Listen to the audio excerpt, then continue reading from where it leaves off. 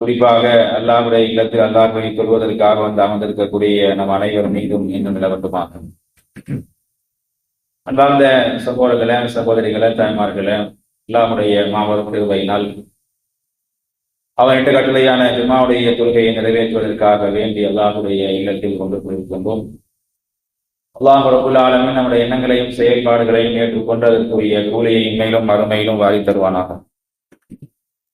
அன்பார்ந்த சகோதரர்களே, இன்றைய ஜும்மாவுடைய தலைப்பு பாலியல் வன்கொடுமைகளும் இஸ்லாம் கூறக்கூடிய தீர்வுகளும் என்கிற ஒரு தலைப்பு தேர்வு செய்யப்பட்டிருக்கிறது. அன்பார்ந்த சகோதரர்களே, ஒவ்வொரு நாளும் காலை ஒடிந்தவுடன் பத்திரிகைகளை திறந்து பார்த்தால், டிவி தொலைக்காட்சியுடைய செய்தி சேனல்களை திறந்து பார்த்தால், சமூக வலைதளங்களை திறந்து படித்து பார்த்தால், தினந்தோறும் ஏதோ ஒரு ஊரிலே, ஏதோ ஒரு நாட்டிலே, ஏதோ ஒரு பகுதியிலே பெண்களுக்கு எதிரான வன்கொடுமைகள், குறிப்பாக பாலியல் ரீதியான வன்கொடுமைகள் சாதாரணமாக ஆகிவிட்ட ஒரு காலகட்டத்திலே நாம் எல்லாம் வாழ்ந்து கொண்டிருக்கிறோம். எந்த அளவுக்கு என்று சொன்னால், 2 வயது 3 வயது சிறு குழந்தைகளை கூட விடுவதாக இல்லை. சிறு வயது குழந்தைகள் முதல் வயதான மூதாட்டிகள், 60 வயது 70 வயது மூதாட்டிகளை விட முடியாத மிக கொடூரமான பாலியல் சித்திரவதைகள் பெண்கள் தரப்புக்கான எல்லா வயதினருக்குமான கொடுமைகளாக இந்த நிகழ்வுகள் நாளுக்கு நாள் அதிகரித்துக் கொண்டே வருவதை நாம் பார்க்கிறோம். தமிழ்நாட்டை பொறுத்தவரையில்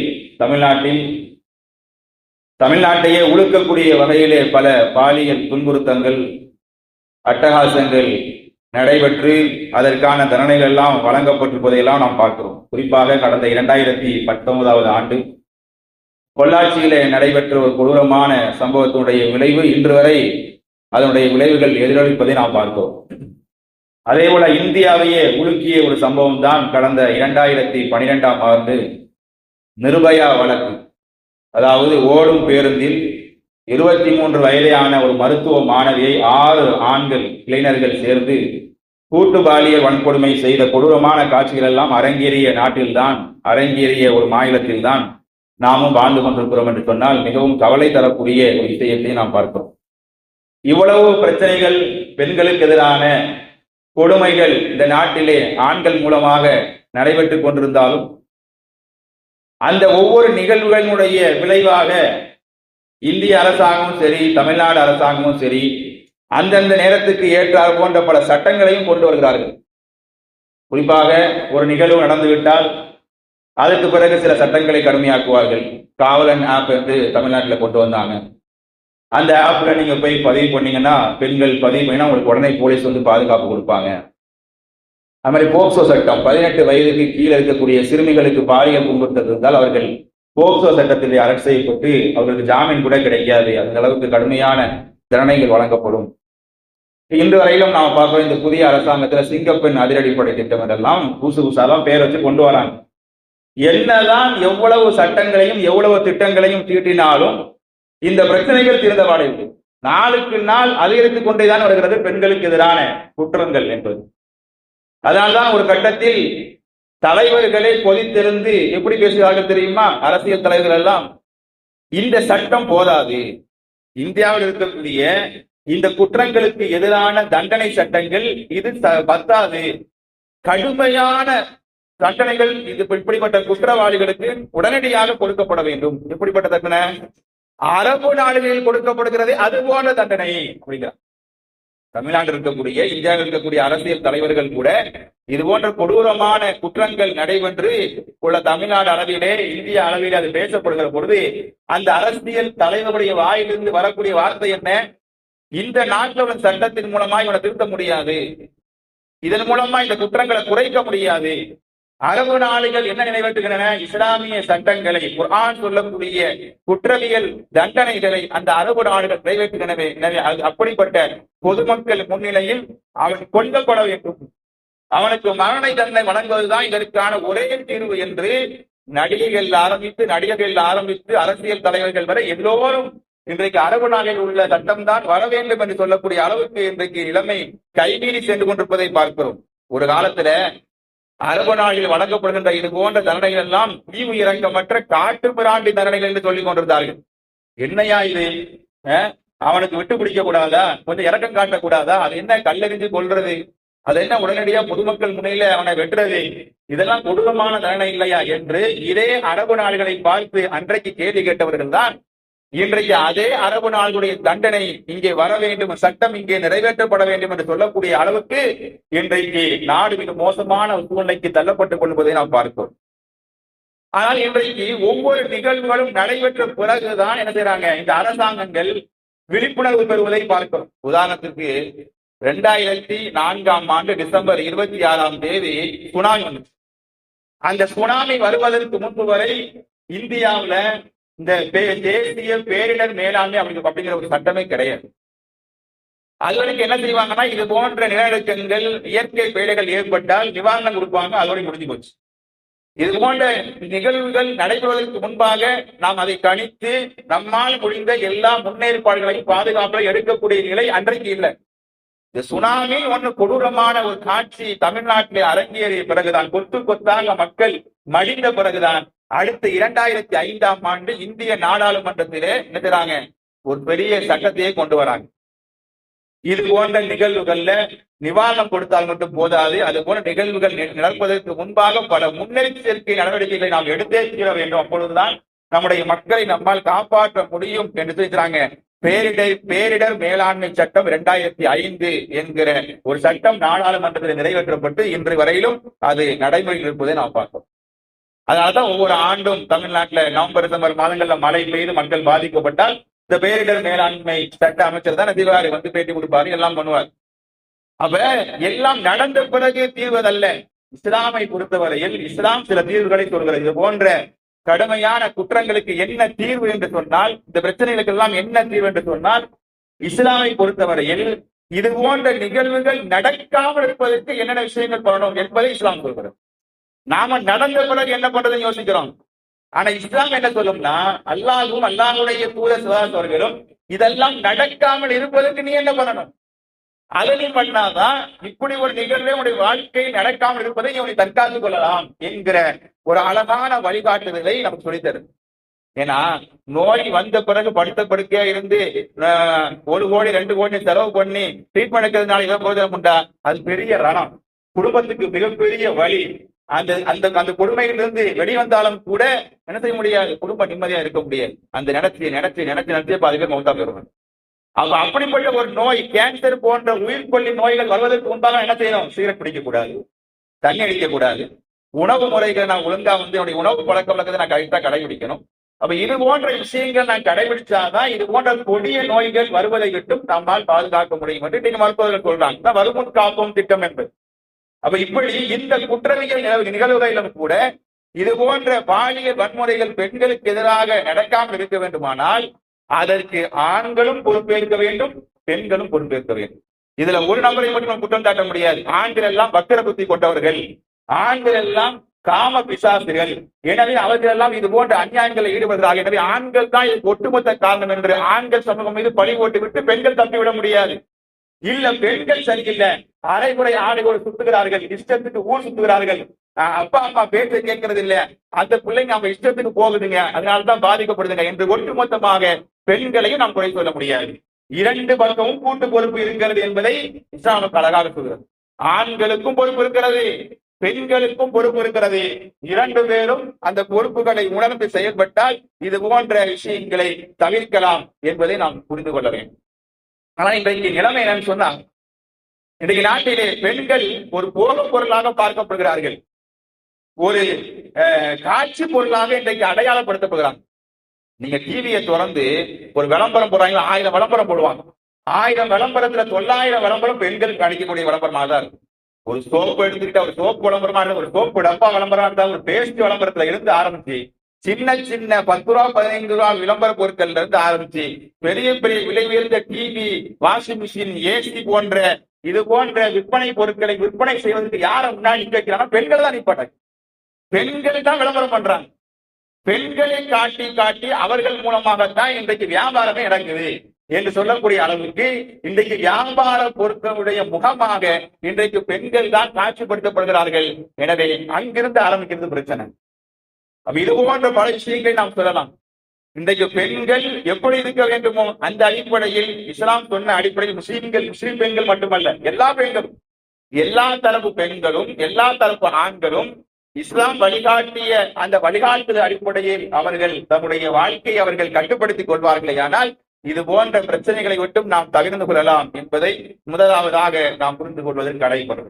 பிரச்சனை நடந்த பிறகு அதை விசாரிக்கிறது, தண்டனை கொடுக்கிறது, அவனை கொள்றது, அவனுக்கு என்ன தண்டனை, அது இரண்டாவது. அது பின்னாடி நடக்காமல் இருப்பதற்கு நாம் என்ன செய்ய வேண்டும்? அது ஆணாக இருந்தாலும் சரி, பெண்ணாக இருந்தாலும் சரி, இருதரப்பும் செய்ய வேண்டிய விஷயங்கள் என்ன என்பதை இஸ்லாமுக்கு அழகாக வழிகாட்டுகிறது. அது முதலாவது இஸ்லாம் சொல்லக்கூடிய அருமையான வழிகாட்டுதல் தான், ஆணாக இருந்தாலும் சரி, பெண்ணாக இருந்தாலும் சரி, இது போன்ற பாலியல் ரீதியான குற்றங்கள் நடக்காமல் இருக்க வேண்டும் என்று சொன்னால் நீ உன்னுடைய பார்வையை தாழ்த்த வேண்டும் என்று இஸ்லாம் வழிகாட்டுகிறது. ஆண்களாக இருந்தாலும் சரி, பெண்களாக இருந்தாலும் சரி, நீங்கள் உங்களுடைய பார்வையை அந்நிய ஆண்களை விட்டும் அந்நிய பெண்களை விட்டும் நீங்கள் உங்களுடைய பார்வைகளை தாழ்த்த வேண்டும். ஏனென்றால் இன்றைக்கு இது போன்ற குற்றங்கள் நடப்பதற்கு மிக முக்கியமான காரணம் இந்த தவறான பார்வைகள் தான். ரசூலுல்லாஹ் என்ன சொல்றாங்க? நீ ஒரு அந்நிய ஆணையோ ஒரு அந்நிய பெண்ணையோ பார்க்கின்ற முதல் பார்வை உன்னுடையது. முதல் பார்வை பார்க்கிறன்னா அது சாதாரணமானது, நம்ம பார்க்கலாம். நீ மீண்டும் மீண்டும் அந்த அந்நிய ஆணை ஒரு அந்நிய பெண்ணை பார்த்துக்கிட்டே இருக்கன்னா அது இரண்டாவது பார்வை சைத்தானுடையது. அது காம பார்வை, அது இச்சை பார்வை, அது தவறான பார்வை. அந்த பார்வை விட்டு உன்னை நீ பாதுகாத்துக்கொள் என்று சொல்லக்கூடிய மார்க்கத்தில் நாம இருக்கிறோம். அப்ப யதார்த்தமாக ஒரு அந்நிய பெண்ணை பார்ப்பது தவறல்ல, ஒரு யதார்த்தமாக அந்நிய ஆணை பார்ப்பது தவறல்ல. அந்த பார்வை தவறாக மாறிவிடக் கூடாது. அது இரண்டாவது பார்வை சைத்தானுடைய பார்வை. சைத்தான் நம்மை வழிகேட்டை கொண்டு அந்த விஷயத்துல கொண்டு தள்ளி விட்டுருவான். அதனாலதான் அல்லாஹ் ரப்பல் ஆலமீன் 24வது அத்தியாயத்தினுடைய 30, 31 ரெண்டு பேருக்குமே அல்லாஹ் சொல்றான். ஆண்களுக்கும் சொல்றான், பெண்களுக்கும் சொல்றான். முதல்ல அல்லாஹ் யாரு சொல்றான்? ஆண்களுக்கு அல்லாஹ் சொல்றான்.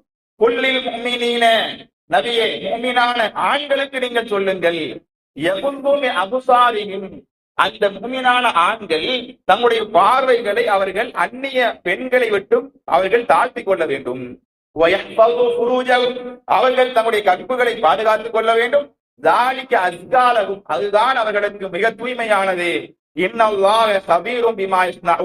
அவர்கள் செய்கின்றவற்றை எல்லாம் இறைவன் பார்த்துக் கொண்டிருக்கிறான் என்று அல்லாஹ் ரப்பல் ஆலமீன் முதல்ல ஆண்களுக்கு தடை போடும். நீ அந்நிய பார்வை அந்நிய பெண்களை பார்க்கிற பொழுது நீ எப்படி நடந்து கொள்ள வேண்டும், உன்னுடைய பார்வையை நீ தாழ்த்திக் கொள்ள வேண்டும் என்று சொன்ன இஸ்லாம் அடுத்து பெண்களுக்கு அடுத்த வருஷத்தை அல்லாஹ் சொல்றான். அதேதான். ஆனா பெண்களுக்கு சொல்லும் பொழுது அல்லாஹ் ஒரு பெரிய பட்டியலே போடுறான். ஆண்களுக்கு சொல்லும் பொழுது ஒரே வார்த்தையை முடிச்சிடறான். நீ அந்நிய பெண்களை விட்டு உடைய பார்வையை தாழ்த்திக் கொள். பெண்களுக்கு தான் இங்க அதிகமான கட்டுப்பாடுகள் எல்லாம் சொல்றான். மூமினான பெண்களுக்கு நபியை நீங்கள் சொல்லுங்கள், கட்டளையிடுங்கள், அந்த மூமினான பெண்கள் தங்களுடைய பார்வைகளை அந்நிய ஆண்களை விட்டும் அவர்கள் பாதுகாத்துக் கொள்ள வேண்டும், தாழ்த்திக் கொள்ள வேண்டும். தங்களுடைய கற்புகளை அவர்கள் பேணி பாதுகாத்துக் கொள்ள வேண்டும்.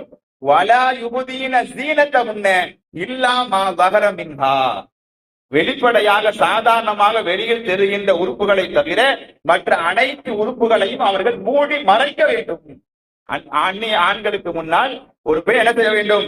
வெளிப்படையாக சாதாரணமாக தெரியக்கூடிய முகம், 2 கைகள், 2 கால் பாதங்களை தவிர மற்ற அனைத்து உறுப்புகளையும் அவர்கள் மூட வேண்டும் என்கிற ஹிஜாபுடைய சட்டத்தை அல்லாஹ் ரப்பல் ஆலமீன் இங்கே பெண்களுக்கு சொல்லுகிறான். நீ யார் முன்னாடி சாதாரணமா இருக்கலாம் என்கிற ஒரு பட்டியலையே அல்லாஹ் போடுறான்.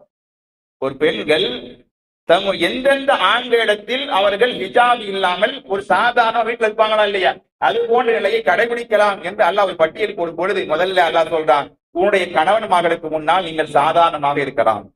உங்களுடைய தந்தைமார்கள், அதே போல உங்களுடைய கணவன்மாருடைய தந்தைமார்கள், அதாவது மாமனார், உங்களுக்கு பிறந்த ஆண் பிள்ளைகள், அதே போல உங்களுடைய கணவர் மூலமாக பிறந்த ஆண் குழந்தைகள். ஒருவேளை கணவருக்கு முதல் திருமணம் ஆயிருக்கலாம், அல்லது இன்றைக்கு 4 அனுமதி இருக்கிறது, இன்னைக்கு அதெல்லாம் வாய்ப்பு இல்லை. இருந்தாலும் அது போன்ற 2 மனைவிகள் 3 மனைவிகள் இருந்தால் இன்னொரு மனைவி மூலம் தன்னுடைய கணவனுக்கு பிறந்த அந்த ஆண் பிள்ளைகளுக்கு முன்னால் நீங்க என்ன செய்யலாம்? நீங்கள் சாதாரணமாக இருக்கலாம். உங்களுடைய உடன் பிறந்த அண்ணன் தம்பிமார்கள், அதே போல உங்களுடைய உடன் பிறந்த அண்ணன் தம்பிகளுடைய பிள்ளைகள், அதாவது மருமகன்கள். அதே போல உங்களுடைய சகோதரிகளுடைய ஆண் பிள்ளைகள், அக்கா பையன், தங்கச்சி பையன், இது போன்ற உங்களுடைய அந்த ஆண் மகன்கள், அதே போல சக பெண்கள், இந்த பெண்களோடு நீங்க என்ன செய்யலாம், இது போன்ற ஆண்கிட்ட மட்டும்தான் நீங்கள் சாதாரணமான உடை அணிந்து நீங்கள் வலம் வரலாமே தவிர, இது அல்லாத நபர்களிடத்தில் நீங்கள் கண்டிப்பாக ஹிஜாபை பேணித்தான் இருக்க வேண்டும் என்கிற ஒரு அழுத்தமான சட்டத்தை அல்லாஹ் ரப்பல் ஆலமீன் இந்த இடத்துல சொல்லி காட்டுறான். அடுத்து அல்லாஹ் என்ன சொல்றான், வலா யதுரிபுன பி அர்ஜுலிஹின்ன லியுலம மா யுஃபீன மின் ஸீனத்திஹின்ன, உன்னுடைய உடம்பில் இருக்கக்கூடிய ஆடையில் இருக்கக்கூடிய அலங்காரத்தை வெளிப்படுத்துவதற்காக உன்னுடைய காலை நீ தட்டி தட்டி நடக்க வேண்டாம் இதெல்லாம் சொல்றான். நான் கொலுசு போட்டிருக்கிறேன், நான் வளையல் போட்டிருக்கிறேன், நான் அது போட்டிருக்கிறேன், இது போட்டிருக்கிறேன் எடுத்து காட்டுறதுக்காக, அந்நிய ஆணுக்கு முன்னால் காட்டுவதற்காக நீங்கள் அதை நீங்கள் வெளிப்படுத்தி நடக்க வேண்டாம். அது அவனுடைய மனதிலே சஞ்சலத்தை ஏற்படுத்திவிடும், தவறான ஒரு எண்ணத்தை ஏற்படுத்திவிடும். அப்ப அந்நிய ஆண்களுடைய உள்ளத்தை தவறான எண்ணத்தை போடுகிற வகையில் ஒரு பெண் நடந்து கொள்ளக்கூடாது. அங்கே மெயின விஷயம். ஆணுங்கிறவன் அப்படித்தான் இருப்பான். ஆணுடைய சில இயல்புகள் உண்டு. அந்த இயல்புகளை புரிந்து அவனிடத்திலே ஒரு அந்நிய பெண் எப்படி நடந்து கொள்ள வேண்டுமோ அப்படித்தான் நடந்து கொள்ள வேண்டும் என்கிற ஒரு விரிவான சட்டத்தை அல்லாஹ் ரப்பல் ஆலமீன் இந்த இடத்துல சொல்றான். ரெண்டு பேருக்குமே பொறுப்பு இருக்குது. ஆண்களும் பார்வையை பேண வேண்டும், பெண்களும் பார்வையை பேண வேண்டும்.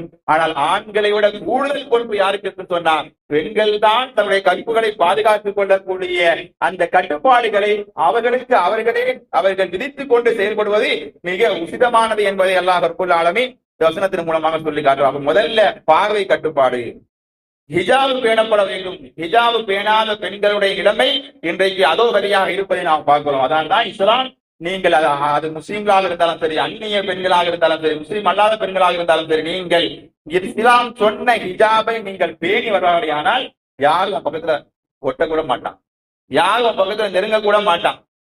எனவே இது போன்ற விஷயங்களை ஒரு பெண் கடைபிடிப்பது கட்டாயமாகிறது. அதே போல பாத்தீங்கன்னு சொன்னா, இது போன்ற பாலியல் குற்றங்கள் நடைபெறாமல் நம்மை நாம் தற்காத்துக் கொள்ள வேண்டுமானால் ஒரு அந்நிய ஆணும் ஒரு அந்நிய பெண்ணும் தனிமையில இருக்கக்கூடாது என்று இஸ்லாம் நமக்கு வழி.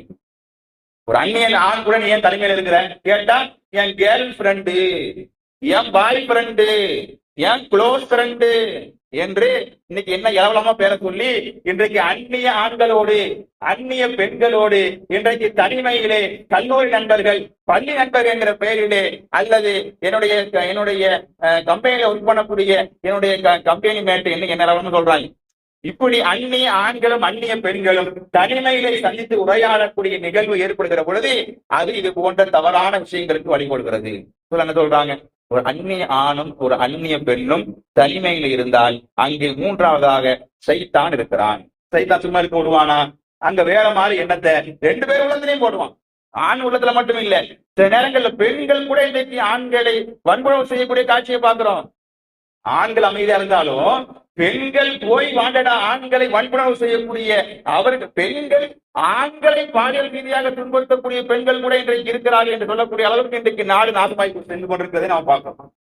அப்ப இது போன்ற அந்நிய ஆண்களோடு அந்நிய பெண்களோடு தனிமை இருக்காது என்று சொல்கிறதே, இதை கடைபிடிச்சா உன்னுடைய கற்பை நீ பாதுகாக்கலாம். இன்னொன்னு என்ன, வயதுக்கு வந்தவுடன் அது ஆணாக இருந்தாலும் சரி பெண்ணாக இருந்தாலும் சரி, வயதை காரணம் காட்டி அல்லது அவன் வேலைக்கு போகல, அவன் ஊதாரியா இருக்கிறான் என்கிற காரணத்தை எல்லாம் சொல்லாமல் முடிந்த வரையில் அவர்களுக்கு எவ்வளவு சீக்கிரமாக திருமணம் நடத்தி வைக்க முடியுமோ அவ்வளவு சீக்கிரமாக அது ஆணா இருந்தாலும் சரி பெண்ணா இருந்தாலும் சரி. இன்னைக்கு பெண்களுக்கு மட்டும் சீக்கிரம் திருமணம் அடிச்சு வச்சு முடிச்சிடுறான். ஆனா ஆண் பிள்ளைகளை வேலைக்கு போ வேலைக்கு போன்னு அவனுக்கு 30 வயசு வரைக்கும் வேலை வந்துடும். அப்ப அவனுக்கு ஒரு குறிப்பிட்ட வயது வந்துவிட்டது சொன்னால் அவனுக்கு முடிந்தவரை நாம் என்ன செய்யணும், நாம் பெண் தேடி மாப்பிள்ளை தேடி நம்முடைய வீட்டு பெண்களுக்கு நம்முடைய வீட்டு இளைஞர்களுக்கு நாம் உடனடியாக திருமணம் முடித்து கொடுக்கக்கூடிய அடுத்த கட்ட லெவலுக்கு நம்ம போயிடணும். இல்லைன்னா அவனை பெண் தேட ஆரம்பிச்சிடணும். நீங்க பெண் தேட நீங்கள் முயற்சி எடுக்கலன்னா, நீங்க தள்ளி போட்டுட்டே வந்தீங்கன்னா அவன் போய் தேட ஆரம்பிச்சிருவான். அப்ப இது ஒரு தீர்வு. உங்களுடைய பெண் மக்கள் உங்களுடைய ஆண் மக்கள் இது போன்ற விவகாரங்களில் அவர்கள் விடாமல் உங்களை தற்காத்துக் கொள்ள வேண்டும் என்று சொன்னால் அவர்களுக்கு எவ்வளவு விரைவாக திருமணங்களை நடத்தி வைக்க முடியுமோ, அதுக்காண்டி கட்டாய திருமணம் கிடையாது. திருமணம் சீக்கிரமா திருமணம்னா கட்டாயமா பிடிச்சி எவனையா பிடிச்சி கட்டி வச்சது கூடாது. அது அதை விட மிகப்பெரிய ஆபத்தா முடிஞ்சிடும். அப்ப அவங்களுடைய அனுமதியை பெற்று அவங்களுடைய விருப்பத்தின் பேரில் என்ன செய்ய வேண்டும், அவங்களுக்கு எவ்வளவு விரைவாக திருமணம் முடிக்க முடியுமோ அந்த அளவுக்கு மிக விரைவாக திருமணத்தை நடத்தி முடிக்க வேண்டும். இதெல்லாம் இஸ்லாம் சொல்லக்கூடிய அழகான வழிகாட்டுதல்கள். இன்னொரு மிக முக்கியமான விஷயம் என்ன தெரியுமா, அல்லாஹ் குர்ஆன்ல சொல்லி காட்டுறான், இந்த பெண்கள் அந்நிய ஆண்களிடத்தில் பேசுகிற பொழுது எப்படி பேச வேண்டும், கராராக பேச வேண்டும். ஓப்பனாக எதை பேச வேண்டுமோ அதை மட்டும் பேச வேண்டும். ஏன்னா சில அந்நிய ஆண்களோடு பேச வேண்டிய ஒரு கட்டாயம் ஏற்படும். கடைக்கு போறாங்க, கடைகள்ல பெரும்பாலும் ஆண்கள் இருப்பாங்க, பெண்கள் போய் கடைக்கு போய் சாமான் வாங்குவாங்க, கறி வாங்குவாங்க, அது வாங்குவாங்க, இது வாங்குவாங்க. அப்ப அங்க ஆண் தான், அந்நிய ஆண் தான் உட்கார்ந்து இருப்பான் கடையில. அப்ப அவன்கிட்ட போய் உனக்கு என்ன வேணுமோ அதை மட்டும் கேட்கணும். அவன்கிட்ட போய் கொஞ்சுறது, புலாவுறது, ஒரு மாதிரி ஒரு தின்சா பேசுறது இந்த பெண்களுடைய இயல்பு. பல பெண்களுடைய இயல்பு என்னன்னு சொன்னா, அவர்கள் ஒரு மாதிரி குலைந்து குலைந்து பேசுவார்கள். இது பெண்களுடைய இயல்பாக இருக்கிறது. இந்த குழந்தை பேசுறது எங்க இருக்கணும் தெரியுமா, உன் வீட்டுக்குள்ள இருக்கும். உன் கணவன்களை குழந்தை பேச மாட்டேங்கிற. இன்றைக்கு பெண்கள் கணவன் மகிட்ட அதிகாரத்தோட பேசுறாங்க. யார்கிட்ட குழந்தை பேசணுமோ அவன்கிட்ட குழந்தை பேசுறது இல்ல, அவன்கிட்ட அதிகாரம் பண்றது. உன்னுடைய அத்தாட்ட போய் குழந்தை பேசி, உன் கூட பிறந்த அண்ணன் தம்பிட்ட குழந்தை பேசி, இது போன்ற நெருக்கமான உறவுகள்கிட்ட நீங்கள் குழந்தை பேசுவதில் பாதிப்பு ஏற்படாது உங்களுக்கு. ஆனா ஒரு அந்நிய ஆண்ட போய் குழந்தை பேசுறீங்கன்னா அவன் உள்ளத்துல அந்த மாதிரி பார்ட்டி போல இருக்குன்னு அவனுக்கு எண்ணம் உண்டு. இந்த பார்ட்டி பேசுறத பார்த்தா இது வேற மாதிரி பார்ட்டி நம்ம யூஸ் பண்ணிக்கலாம் என்கிற எண்ணம் தான், அந்த வக்கர புத்தி தான் வரும். அப்ப இங்க இஸ்லாம் சொல்கிறது, நீ அந்நிய ஆண்டிடத்திலே பேசுகிற பொழுது கராராக பேச வேண்டும். எதை பேச வேண்டுமோ அதை பேச வேண்டும். அல்லாஹ் சொல்றார் 33வது அத்தியாயத்தினுடைய 32, 33வது வசனம், யா நிசா அன் நபி, நபியுடைய மனைவிமார்களுக்கு அல்லாஹ் சொல்றான். நபியுடைய ரசூலுல்லாஹ்வுடைய மனைவிமார்கள் 11 மனைவிமார்களும் அல்லாஹ் சொல்லக்கூடிய கட்டளை இது. நபியுடைய மனைவிமார்களே, லஸ்துன்னக அகதி மினன் நிசா, நீங்கள் மற்ற பெண்களை போன்று நீங்கள் கிடையாது. நீங்கள் பொதுவாக எல்லா பெண்களும் இப்படிதான் இருக்கணும். ஆனா ரசூலுல்லாஹ்வுடைய மனைவிமார்கள் கூடுதல் அவர்கள் அந்தஸ்திலே உயர்ந்தவர்களாக இருக்கிறார்கள். அவர்கள் கூடுதல் பொறுப்பு இருக்கிறது. அவர்கள் தவறாக நடந்து கொண்டால் ரசூலுல்லாஹ்வுக்கு மிகப்பெரிய பின்னடைவை ஏற்படுத்தும். அதனால ரசூலுல்லாஹ்வுடைய கண்ணியத்திற்கு அது பாதிப்பு ஏற்படுத்தும். அதனால அல்லாஹ் சொல்றான், நீங்கள் மற்ற அந்நிய பெண்களை போன்று கிடையாது. நீங்க என்ன செய்ய வேண்டும், நீங்கள் இணைத்த கை துண்ண பல தசதன மினல் கவுல், நீங்கள் அல்லாஹ்வை பயப்படுவர்களாக இருந்தால் நீங்கள் உங்களுடைய பேச்சு கையிலே நீங்கள் குலைந்து பேச வேண்டாம். மரதுன், ஏன் அல்லாஹ் காரணத்தை சொல்றான், ஏன் நீ குறைஞ்சு பேசக்கூடாது அந்நிய ஆண்ட, எவனுடைய உள்ளத்தில் நோய் இருக்கிறதோ, எவனுடைய எந்த அந்நிய ஆயிடத்தில் நோய் இருக்கிறதோ அவன் வந்துட்டு வேற மாதிரி நடந்துக்குவான், அவன் வேற மாதிரி அவன் என்ன வைத்துக் கொள்வான். எனவே கவுலம் மஅரூஃபா, நீங்கள் பேசுவதாக இருந்தால் தெளிவாக நீங்கள் கராராக அந்த அந்நிய ஆங்கிலத்தில் பேசுங்கள் என்று அல்லாஹ் ரப்பல் ஆலமீன் சொல்லி காட்டும். எனவே நீங்கள் உங்களுடைய வீடுகளிலேயே பெரும்பாலும் இருங்கள். வலா தபர்ரஜ்ன தபர்ருஜல் ஜாகிலியத்தில் ஊலா, ஜாகிலியா காலகட்டத்தில் பெண்கள் சுற்றி திரிந்தார்களே, ஊர் சுத்தினாங்களே, அந்த மாதிரி நீங்க ஊர் சுற்றி திரியாதீர்கள் என்று அல்லாஹ் யார சொல்றான், ரசூலுல்லாஹ்வுடைய மனைவிமார்கள் கட்டளையிடும். பெண்கள் இன்றைக்கு வெளியே செல்ல வேண்டிய கட்டாயம் ஏற்படுகிறது. பிறகு சென்றாங்கன்னா நீங்க எந்த தேவைக்கு போயிட்டு அந்த தேவைக்கு போயிட்டு வந்துடுங்க.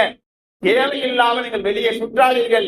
பெண்களுடைய இருப்பிடம் என்பது வீடுதான் என்பதை அல்லாஹ் இங்க சொல்லிக்கார். பெண்கள் எங்கதான் இருக்கணும், பெரும்பாலான நேரம் அவர்கள் வீட்டிலே தான் இருக்க வேண்டும். கட்டாயம் ஏற்பட்டால், தேவை ஏற்பட்டால் மட்டும்தான் அவர்கள் வீட்டை விட்டு வெளியே செல்ல வேண்டும். இது போன்ற கட்டுப்பாடுகளை அவர்கள் செய்தால், நடந்து கொண்டால் அவர்கள் இது போன்ற பாலியல் துன்பத்திலிருந்து தன்னை பாதுகாத்துக் கொள்ளலாம். அடுத்து என்ன, நீங்கள் பயணம் மேற்கொள்கிறீர்களா? பெண்கள் ஒரு தொலைதூர பயணம் நீங்கள் மேற்கொள்வதாக இருந்தால் உங்களுடைய நெருங்கிய ஆண் துணையோடு தான் நீங்கள் பயணம் மேற்கொள்ள வேண்டும். ஒன்று அது கணவராக இருக்க வேண்டும், அல்லது உங்களுடைய பெற்றெடுத்த உங்களுடைய தந்தையாக இருக்க வேண்டும், அல்லது உங்களுடைய மகனாக இருக்க வேண்டும், அல்லது உங்களோடு உடன் பிறந்த அண்ணன் தம்பியாக இருக்க வேண்டும். இந்த 4 பேர் கூட அல்லாம வேறு எந்த அந்நிய ஆண் கூடவோ அல்லது தனியாகவோ நீங்கள் பயணம் மேற்கொள்வது கூடாது என்று இஸ்லாம் நமக்கு வழிகாட்டும். இதை யார் ஃபாலோ பண்றாங்க? இன்னைக்கு எத்தனை பெண்கள் இதை ஃபாலோ பண்றாங்க? கணவன் வரட்டாலும் பிரச்சனை இல்லை, எவன் வரட்டாலும் பிரச்சனை, நான் தனியா போவேன், எனக்கு போய் பழக்கம் ஆயிடுச்சு என்று இன்றைக்கு தொலைதூர பயணங்களுக்கு இன்றைக்கு பெண்கள், நம்முடைய வீட்டு பெண்கள் தன்னந்தனியாக என்னதுறாங்க, அசால்ட்டா போயிட்டு வரக்கூடிய காட்சியை பார்க்கிறோம். இது போன நிகழ்வுகள்ல தான் பார்க்கிறான். யாரும் துணைக்கு இல்ல, தனியா இந்த பொம்பளை வந்திருக்கிறா, நாம நம்முடைய வேலையை காட்டுவோம் சொல்லி இன்றைக்கு வக்கர புத்தி உள்ள ஆண்கள் இது போன்ற வேலைகளில் அவர்கள் ஈடுபடுகிறார்கள் என்பதை நாம் பார்க்கிறோம். இப்படி இஸ்லாம் அது ஆண்களுக்கும் சரி பெண்களுக்கும் சரி சில கட்டுப்பாடுகளை இருக்கிறது. இது போன்ற குற்றங்கள் நடைபெறாமல் தடுப்பதற்கான வழிமுறைகளை, முன்னெச்சரிக்கைகளை இஸ்லாம் நமக்கு சொல்லுது. இதெல்லாம் நீ கடைபிடிச்சனா நீ பெருமளவு இது போன்ற குற்றங்களிலிருந்து உன்னை நீ பாதுகாத்துக் கொள்ளலாம். ஆனா இன்னைக்கு பெண்கள் என்ன நினைக்கிறாங்க? இன்னைக்கு நிலைமை மாறிக்கிட்டே வருது. இன்னைக்கு முஸ்லிம் பெண்கள் கூட அது போன்ற மனநிலைக்கு வந்து விட்டார்கள்.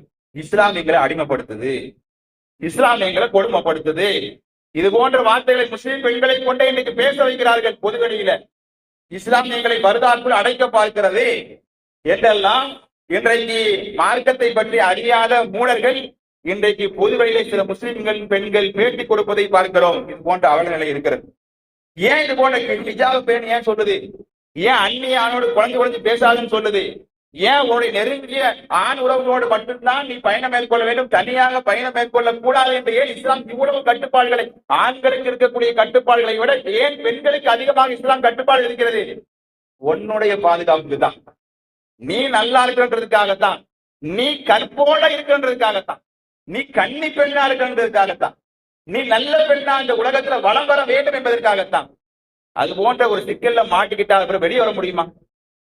இது போன்ற மார்க்கத்துடைய வரம்புகளை மீறி இன்றைக்கு பெண்கள் வெளியே செல்கிற காரணத்தினால், இது போன்ற வக்கர புத்தி கொண்ட ஆண்களுடைய வலையிலை சிக்கி மாட்டுகிற காரணத்தினால் அது வெளியே தெரிஞ்சா டிவி பேப்பர் எல்லா இடங்களையும் போட்டுருவான், நாளடிச்சிருவான். அதுக்கு பிறகு அந்த பெண்கள் வெளியே தலை கூட காட்ட முடியாது. அப்படி இல்லாம நீ ஒழுங்கா கட்டுப்பாடு பேருந்தா கூட அப்பப்போ கொஞ்சம் வெளியே வரலாம். இது போன்ற சிக்கலில் ஒரு பெண் மாட்டிக்கொண்டா அது கூட காலம் முழுக்க வெளியே வர முடியாது. அவள் திருமணம் முடிக்காத பெண்ணாக இருந்தால் திருமணம் நடப்பதற்கே வாய்ப்பு, எவனும் கட்டிக்க முன் வர மாட்டான். எவ்வளவு பெரிய பின்விளைவுகளை கொண்ட ஒரு விஷயமாக இருக்கிறது என்பதை இன்றைக்கு நம்முடைய குடும்பத்தில் உள்ள பெண்கள், முஸ்லிம் பெண்கள் முதலில் உணர்ந்து கொள்ள வேண்டும். பெண்கள் என்ன நினைக்கிறாங்க? ஆண்களை போல் நாங்க என்ன நினைக்கிறாங்க? ஆண்களும் பெண்களும் ஒன்று அல்ல. இஸ்லாமிய மார்க்கம் ஆண்களையும் பெண்களையும் ஒன்றாக சொல்ல, இங்க சமத்துவம், இங்க அந்த பேச்சு கிடையாது. ஆண்களுடைய இயல்பு வேறு, பெண்களுடைய இயல்பு வேறு. அதனால்தான் இஸ்லாம் நமக்கு கட்டுப்பாடுகளை விதித்திருக்கிறது. எனவே ஆண்களை போல் நான் இருப்பேன் என்று ஒரு பெண் சொல்வாளே, ஆனால் அது முட்டாள்தனம், அது அவளுக்கே ஆபத்தில் போய் முடியும். எனவே ஆண்கள் இருப்பதை போன்ற ஒரு சுதந்திரத்தோடு பெண்களால் இருக்க முடியாது. இரண்டால் இயல்பாகவே அல்லாஹ் ரப்பல் ஆலமீன் ஒரு ஆண் மீது பெண்ணுக்கு தேவை இருக்கிறது, ஒரு பெண் மீது ஆணுக்கு தேவை இருக்கிறது. அதனால்தான் திருமணம் என்கிற ஒரு கான்செப்டை அல்லாஹ் ஏற்பாடு பண்ணியிருக்கிறான். இயல்பாக ஒரு ஈர்ப்பு ஏற்படும், ஒரு ஆண் மீது ஒரு பெண் மீது ஈர்ப்பு ஏற்படும், ஒரு பெண்ணுக்கு ஆண் மீதும் ஈர்ப்பு ஏற்படும். ஆனா அதிகமா யாருக்கு யார் மீது ஈர்ப்பு ஏற்படும்? ஒரு பெண் மீதுதான் ஆண்களுக்கு அதிக ஈர்ப்பு ஏற்படும். அப்ப அதிக ஈர்ப்பு ஏற்படக்கூடியவர்களாக யாரு தாங்க சொன்னா ஆண்களை விட பெண்கள் தான் இருக்கிறார்கள். அப்படித்தான் இயல்பாகவே அல்லாஹ் படைச்சிருக்கிறான். அல்லாஹ்வுடைய நியதியல். அதாவது ரசூலுல்லாஹ் சொன்னார்கள், எனக்கு பிறகு இந்த சமூகத்திலே உங்களுக்கு நான் வைத்திருக்கக்கூடிய மிகப்பெரிய சோதனையாக விட்டு செல்வது பெண்கள் தான் சொன்னாங்க. சமூகத்திலேயே மிகப்பெரிய ஆண்களுக்கு சோதனை பெண்கள் தான். பெண்கள்லாம் வெறுமனை மனைவிமாக மட்டும் கிடையாது, ஒட்டுமொத்த பெண்களும் இது போன்ற பிரச்சனைகள், இது போன்ற வலைகளில் நாம் விழுந்து கொண்டு நம்முடைய வாழ்க்கையை நாசமாக்குறோம், அவங்களுடைய வாழ்க்கையை நாசமாக்குறோம். ஒட்டுமொத்த சமூகத்துடைய நிலைமையும் தலைகீழாக மாறக்கூடிய ஒரு காட்சியை பார்க்கிறோம். அதனால்தான் அல்லாஹ்வுடைய தூதர் ஸல்லல்லாஹு அலைஹி அவர்கள் இது போன்ற விஷயம் நமக்கு கற்றுக் கொடுத்துக்கிறாங்க. எனவே இது போன்ற இஸ்லாம் சொல்லக்கூடிய கட்டுப்பாடுகளை பேணினாலே இது போன்ற குற்றங்களிலிருந்து நம்மை தற்காத்துக் கொள்ளலாம் என்பதை நாம் புரிந்து கொள்ள வேண்டும். இஸ்லாமிய மார்க்கம் பெண்களுக்கு ஹிஜாப் என்கிற ஒரு சட்டத்தை நமக்கு சொல்லியிருக்கிறது. ஆனால் இன்றைக்கு இஸ்லாமிய பெண்கள் ஹிஜாபை பேணுகிற விஷயத்தில் எப்படி இருக்கிறார்கள் என்பதை நான் சொல்லி உங்களுக்கு தெரிய வேண்டிய அவசியம் இல்லை. ஆனால் இன்றைக்கு முஸ்லிம் பெண்கள் தம்முடைய வீட்டை விட்டு அவர்கள் வாசப்படிக்கு வந்தால் கூட அவர்கள் ஹிஜாபை பேணணும். ஆனா இன்றைக்கு யாராவது போய் நம்ம வீட்டுல போய் கதவை தட்டுறோம்னு வைங்க, நம்முடைய நண்பர் வீட்டுக்கு போறோம், யாருடைய வீட்டுக்கு நம்ம தேவைக்காக போறோம்னா கதவை தட்டுறோம்னா வீட்டிலிருந்து வரக்கூடிய அந்த பெண்கள் ஹிஜாப் அணிந்தே வருவதில்லை. வந்து தட்டுறாங்க, கதவை திறக்கிறாங்க, அஜர்த்தா, இவரா, ஓ அவரா அப்படின்னு திரும்ப உள்ள ஓடினே திரும்ப சால் போட்டு வருவாங்க. இது என்ன கொடுமை? நீ வீட்டுல இருந்து வெளியே வரும் பொழுதே அந்நிய ஆணாக இருக்கலாம், ஒரு ஆம்பளை பிள்ளை வந்து கதவை தட்டலாம். அப்படி ஒரு பெண் வெளியே வரும்போது எப்படி வரணும்? வெளியே வருகிற பொழுது நீ சாலை போட்டு ஹிஜாபை பேணி வெளியே வர வேண்டும்.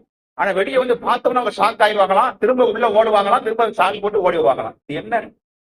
அதே போல இன்றைக்கு பல பெண்களை பார்க்கிறோம், வாசல் பையில இருந்து உட்காந்து கதையா பேசுவாங்க. வீட்டு வாசல்ல கேட்டா என் வீட்டு வாசல் படி தான் உட்காந்து கதை பேச சொல்லுவாங்க. உங்க வீட்டு வாசல் படி தான் தாராளமா உட்காந்து கதை பேசுங்க. ஆனால் அது பொது பாதை. நீங்க வீட்டு வாசப்படி வந்துட்டீங்கன்னா அங்க 4 பேர் போவான், 4 பேர் வருவான். உங்க வீட்டுக்காரங்க மட்டும் போக மாட்டாங்க, வர மாட்டாங்க. அந்நிய ஆணும் வருவான், அந்நிய பெண்களும் வருவார்கள். அப்ப அந்த இடங்களில் ஹிஜாபை பேணிதான் நீங்க வாசல்ல அமர வேண்டும். அஜித்து போகும்போது மட்டும் என்ன செய்வாங்க, அஜித்து வராரு அப்படின்னு செஞ்சுவாங்க, உடனே முக்காடி போடுவாங்க. அஜித்தை கிராஸ் பண்ணி போன பிறகு ஹிஜாபை கழட்டிடுவாங்க. கண் கூட நான் பாக்குற செய்தி தான் சொல்றேன். ஒவ்வொரு வகுப்புக்கும் நான் பள்ளிக்கு வந்துட்டு அந்த தெரு வழியா போயிட்டு வர பொழுது நம்முடைய வீட்டு பெண்களுடைய நிலையை நான் கண்கூடாக பார்த்துட்டு சொல்கிறேன். யாரும் தப்பா நினைச்சுக்காதீங்க. இதான் இந்த உடன் இல்ல, பொதுவாக இந்த இஸ்லாமிய பெண்களுடைய நிலையாக இருக்கிறது. அஜத்து முன்னாடி மட்டும்தான் ஹிஜாப் போடணும் அப்படின்னு நினைக்கிறாங்க இப்படி சில பேர். மத்த ஆண்கள்லாம் சாதாரணமா இருக்கலாம், அஜத்து தான் ஏதாவது சொல்லிடுவாரு, அதனால அஜத்து முன்னாடி மட்டும் துண்டை போட்டுக்கணும், அஜத்து போயிட்டானா துண்டை கட்டணும். இது என்ன, இதான் ஹிஜாபா? இஸ்லாம் சொல்லக்கூடிய ஹிஜாப் அஜத்துக்கு முன்னால் மட்டும் நீங்கள் ஹிஜாப் வேண வேண்டும், இல்லை என்றால் எப்படி வேணா இப்படியே இஸ்லாம் சொல்லுது? எல்லா அந்நிய பெண்கள் மீதும் முன்னாடியும் நீங்கள் ஹிஜாபை பேண வேண்டும் என்று இஸ்லாம் வலியுறுத்துகிறது. இதெல்லாம் பெண்களுடைய பிரச்சனைகள். எந்த அளவுக்கு சொன்னா, அன்னை ஆயிஷா ரலியல்லாஹு அன்ஹா அவர்கள் எந்த அளவுக்கு தங்களுடைய வாழ்க்கையில ஹிஜாபை பேணினார்கள் என்று இன்றைக்கு இருக்கக்கூடிய முஸ்லிம் பெண்கள் வரலாற்றை படிக்க வேண்டும். எந்த அளவுக்கு வேண்டாங்க. உமர் இப்னு கத்தாப் ரலியல்லாஹு அன்ஹு அவர்களுடைய மரணத்திற்கு பிறகு, அல்லாஹ்வுடைய தூதர் ஸல்லல்லாஹு அலைஹி வஸல்லம் மரணத்திற்கு பிறகு அவங்க எங்க அடக்கம் செய்யப்பட்டாங்க? அன்னை ஆயிஷாவுடைய வீட்டிலே அவர்கள் அடக்கம் செய்யப்படுறாங்க. ஏன்னா நபிமார்கள் எங்கே இறக்கிறார்களோ அங்கேதான் அவர்கள் அடக்கம் செய்யப்பட வேண்டும் என்ற சட்டத்தின் அடிப்படையில ரசூலுல்லாஹ் அன்னை ஆயிஷாவுடைய வீட்டிலே மௌத்தா போனாங்க, அங்கேயே அவர்கள் அடக்கம் செய்யப்பட்டார்கள். பிறகு முதல் கலீஃபா அபூபக்கர் சித்திக் ரலியல்லாஹு அன்ஹு வஃபாத்தாகிறாங்க. எனவே ரசூலுல்லாஹ்வுடைய நெருங்கிய நண்பர் என்ற அடிப்படையில, அது மட்டும் இல்லாமல் ஆயிஷாவுடைய தந்தை என்ற அடிப்படையில ரசூலுல்லாஹ்வுக்கு பக்கத்திலேயே அபூபக்கர் சித்திக் ரலியல்லாஹு அடக்கம் செய்யப்படுறாங்க. அப்ப எங்கதான்? அன்னை ஆயிஷாவுடைய வீட்டுலதான் கணவர் அல்லாஹ்வுடைய தூதருடைய கபர் இருக்கிறது, தந்தை அபூபக்கருடைய கபர் இருக்கிறது. இப்ப 2வது கலீஃபாவுடைய ஆட்சி நடக்கிறது. 2வது கலீஃபாவும் அவர் கொல்லப்படுகிறார்.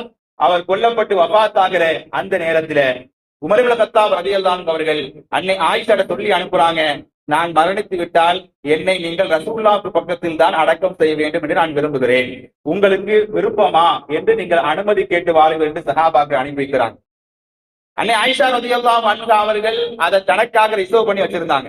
தான் மௌத்தான பிறகு தன்னுடைய தந்தைக்கு பக்கத்தில், தன்னுடைய கணவனுக்கு பக்கத்தில் தான் அடக்கம் செய்யப்பட வேண்டும் என்பதுதான் அன்னை ஆயிஷாவுடைய ஆசை. ஆனால் கலீஃபா கேட்டு விட்டார், ரசூலுல்லாஹ்வுடைய மிக நெருக்கமான நண்பர் கேட்டு விட்டார், நெருக்கமான தோழர் கேட்டு விட்டார். இந்த அடிப்படையிலே அன்னை ஆயிஷா ரலியல்லாஹு அன்ஹா அவர்கள் தன்னுடைய அந்த இடத்தை கலீஃபா உமருக்காக விட்டு கொடுத்தார்கள். அங்கே உமர் இப்னு கத்தாப் ரலியல்லாஹு அன்ஹு ரசூலுல்லாஹ்வுக்கு பக்கத்தில் அடக்கம் செய்யப்பட்டார்கள். இன்றைக்கும் நீங்கள் சென்றால் என்ன செய்யலாம், நீங்க சலாம் சொல்லி விட்டு தான் வருகிறீர்கள். அது வரையிலும் தன்னுடைய கணவர், தன்னுடைய தந்தை கபர் வீட்டில் இருக்கும் வரையில் அன்னை ஆயிஷா ரலியல்லாஹு அன்ஹா சாதாரணமாக வீட்டில் இருந்தாங்க. ஒரு பெண் வீட்டுல எப்படி இருப்பாங்க, சாதாரணமா இருப்பாங்க, அந்த மாதிரி இருந்தாங்க. எப்பொழுது உமர் இப்னு கத்தாப் ரலியல்லாஹு அடக்கம் செய்யப்பட்டு விட்டார்களோ அன்று முதல் அன்னை ஆயிஷா ரலியல்லாஹு அன்ஹா அவர்கள் வீட்டிலே வெளியில் சென்றால் எப்படி ஹிஜாபை பேணுவார்களோ அதே போன்று வீட்டுக்குள் இருக்கும் பொழுதும் 24 மணி நேரம் அவர்கள் ஹிஜாபை பேணினார்கள் என்று வரலாறு சொல்கிறது. சுப்ஹானல்லாஹ், யோசிச்சு பாருங்க. ஏன்? உமர் ஒரு அந்நிய ஆண். எனவே ஒரு அந்நிய ஆணுக்கு, ஒரு அந்நிய ஆணுடைய கபர் என்னுடைய வீட்டிலே இருக்கிறது, அந்த வீட்டில் நான் இருக்கிறேன். எனவே ஒரு அந்நிய ஆணுடைய கபருக்கு முன்னால் நான் ஹிஜாப் இல்லாமல் இருக்கக்கூடாது என்று அன்னை ஆயிஷா ரலியல்லாஹு அன்ஹா அவர்கள் எந்த அளவுக்கு வெட்கமுணர்வு இருந்திருந்தா, இதெல்லாம் லாஜிக்கான்னு நீங்க கேட்கக்கூடாது. இது மார்க்க கடமையும் கிடையாது, மார்க்க சட்டமும் கிடையாது. உயிரோடு இருக்கும் வரைக்கும் தான் ஹிஜாப் பேணணும். மௌத்தா போனதுக்கு பிறகு ஹிஜாப் பேணணும் அவசியம் கிடையாது. அங்க யாரும் அந்த உமர் இப்னு கத்தாப் பார்த்துக்கிட்டு இருக்க போறது இல்லை, அவ்வளவு மௌத்தா போயிட்டாரு. ஆனால் இங்கே அன்னை ஆயிஷாவுடைய வெட்க உணர்வை நீங்கள் பார்க்க வேண்டும். அவர் மௌத்தா போயிருந்தாலும் அவருடைய கபரினுடைய வீட்டில் இருக்கிறது. அவர் ஒரு அந்நிய ஆண் தான், உயிரோடு இருந்தாலும் அந்நிய ஆண் தான், வஃபாத்தானாலும் ஒரு அந்நிய ஆண் தான். எனவே அவர் முன்னால் நான் ஹிஜாபை பேணுவேன் என்கிற வெட்க உணர்வுடைய உச்சத்தில இருந்தாங்கன்னு சொன்னா அன்னை ஆயிஷா எங்கே? இன்றைக்கு இருக்கக்கூடிய பெண்களை அன்னை ஆயிஷாவுடைய வெட்க உணர்வு இன்றைக்கு எத்தனை பெண்களிடத்தில் குடும்பம் என்னுடைய வீட்டு பெண்களை சேர்த்தா நான் கேட்கிறேன். என்னுடைய மனைவி, என்னுடைய வீட்டு பெண்கள் எல்லாரையும் சேர்த்தா நான் கேட்கிறேன்.